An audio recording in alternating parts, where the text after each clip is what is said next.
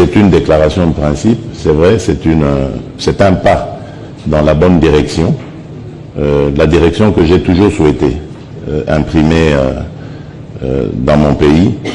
Et cet engagement, je l'ai pris devant mon peuple et je le tiendrai jusqu'au bout. Je ramènerai la paix, mais la paix véritable et définitive. Après ce que vous êtes en train de voir, il n'y aura plus de problème d'instabilité en République démocratique du Congo. Ça, c'est mon vœu et mon serment à la fois. Et je n'en dirai pas plus, vous comprendrez pourquoi, parce que évidemment, je respecte les initiatives prises par nos partenaires. Je vous donne simplement rendez-vous le jour où cette paix deviendra réalité. Voilà, je vous remercie. Alors à propos de cette déclaration de principe, vous le dites, c'est une déclaration de principe, c'est vrai, c'est un pas dans la bonne direction, la direction que j'ai toujours souhaité imprimer dans mon pays. Et cet engagement, je l'ai pris devant mon peuple et je le tiendrai jusqu'au bout. Je ramènerai la paix, mais la paix véritable et définitive.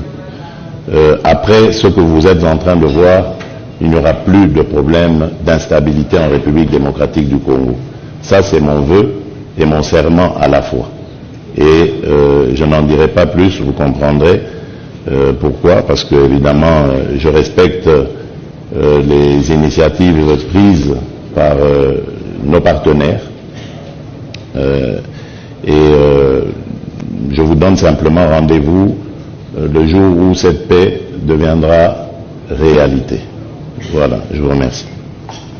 Excellence, monsieur.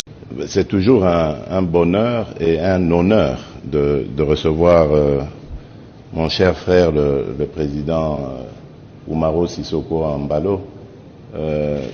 Nous avons presque les mêmes parcours, j'allais dire, le même parcours pour arriver à la présidence. Lorsque je suis arrivé un tout petit peu avant lui, en 2019, il est venu me voir avec le même enthousiasme que moi, la même dynamique qui l'animait. Il demandait évidemment mon accompagnement et il avait dans son pays les mêmes défis que j'avais aussi au moment des élections de 2018. Et ça s'est très bien terminé pour lui. Depuis lors, ça nous a rapprochés davantage. Et ce que nous avons souhaité depuis longtemps est en train de se réaliser maintenant, c'est-à-dire de rapprocher nos deux pays, nos deux peuples, parce que nous avons quelque chose en commun, c'est l'amour de l'Afrique. Et là, je voudrais vraiment le remercier parce que depuis cette agression injuste et barbare dont nous sommes victimes, il est venu aux nouvelles à plusieurs reprises, surtout ces derniers temps, lorsque la situation s'est empirée avec les chutes de Goma et de Bukavu. Il a pris beaucoup de nouvelles, il a fait beaucoup de contacts aussi en international pour mobiliser le monde à ce que la paix revienne en République démocratique du Congo. Pour moi, c'est vraiment une marque d'amitié, de fraternité, de solidarité surtout, envers mon pays, envers mon peuple. Et je ne pouvais que le remercier de cette manière en l'honorant par ce titre que je lui ai décerné aujourd'hui. Merci beaucoup, Excellence. Alors, nous allons prendre deux questions. La première. C'est toujours un bonheur et un honneur de recevoir mon cher frère, le président Umaro Sissoko Embalo. Nous avons presque les mêmes parcours, j'allais dire, le même parcours pour arriver à la présidence. Lorsque je suis arrivé un tout petit peu avant lui, en 2019, il est venu me voir avec le même enthousiasme que moi, la même dynamique qui l'animait. Il demandait évidemment mon accompagnement et il avait dans son pays les mêmes défis que j'avais aussi au moment des élections de 2018. Et ça s'est très bien terminé pour lui. Depuis lors, ça nous a rapprochés davantage. Et ce que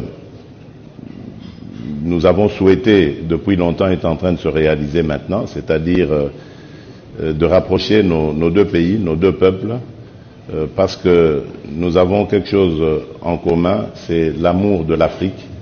Et là, je voudrais vraiment le remercier parce que depuis cette agression injuste et barbare dont nous sommes victimes, il est venu aux nouvelles à plusieurs reprises, surtout ces derniers temps, lorsque la situation s'est empirée avec les chutes de Goma et de Bukavu. Il a pris beaucoup de nouvelles, il a fait beaucoup de contacts aussi en international pour mobiliser le monde à ce que la paix revienne en République démocratique du Congo.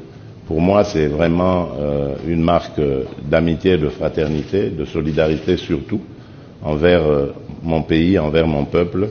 Et je ne pouvais que le remercier de cette manière en l'honorant par ce titre que je lui ai décerné aujourd'hui.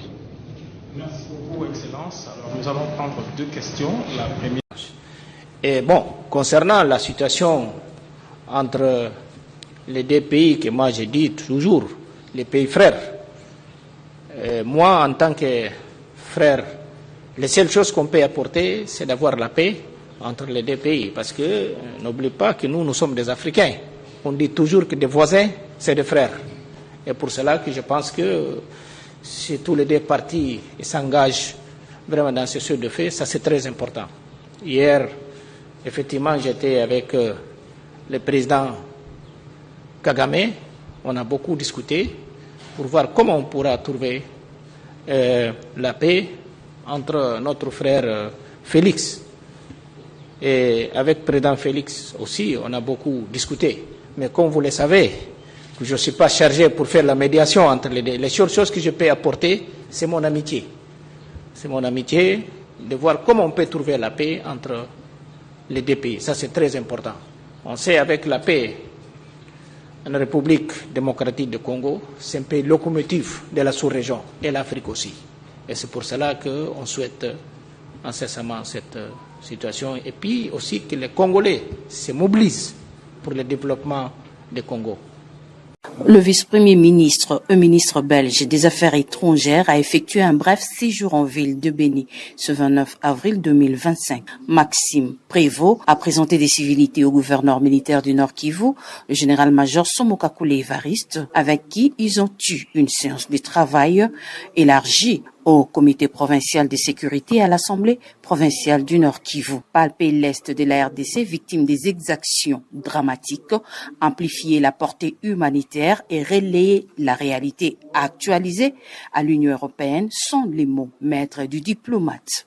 Étant de passage en République démocratique du Congo, je ne limite pas ma présence à la seule capitale, mais que je puisse aussi, au vu de la portée symbolique forte que cela peut revêtir, être également présent à l'est du Congo, au plus proche, pour autant que les conditions de sécurité le permettent, de la population et des autorités qui sont confrontées aux actes de violence depuis de trop nombreux mois et années, avec une population qui vit des exactions chaque jour qui sont dramatiques, qui sont inqualifiables, mais qui sont surtout pas tolérables.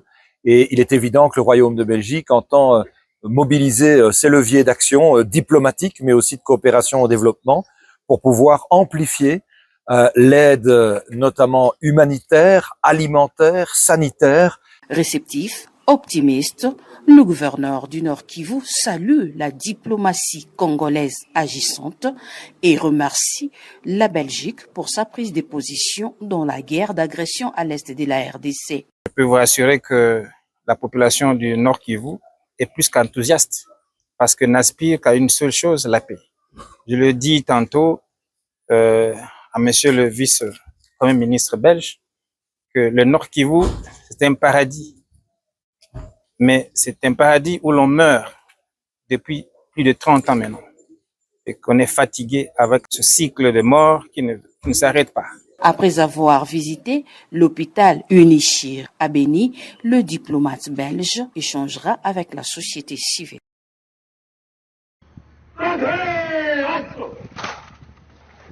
Chez nous, les militaires, on reconnaît les efforts, les sacrifices des militaires en lui donnant le meilleur. Et avec nos partenaires Bangladesh et même indonésiens, nous avons connu des résultats considérables, et non seulement dans les opérations, mais aussi dans la formation. Nous avons aujourd'hui plus de 2 bataillons que nous avons recyclés. Et là, sont des unités qui donnent vraiment de bons résultats sur le terrain. Nos missions, c'est toujours la paix. Nous recherchons la paix et conjointement, nous travaillons ensemble, que ce soit du côté opération militaire ou du côté non militaire. C'est un apport très important pour nous.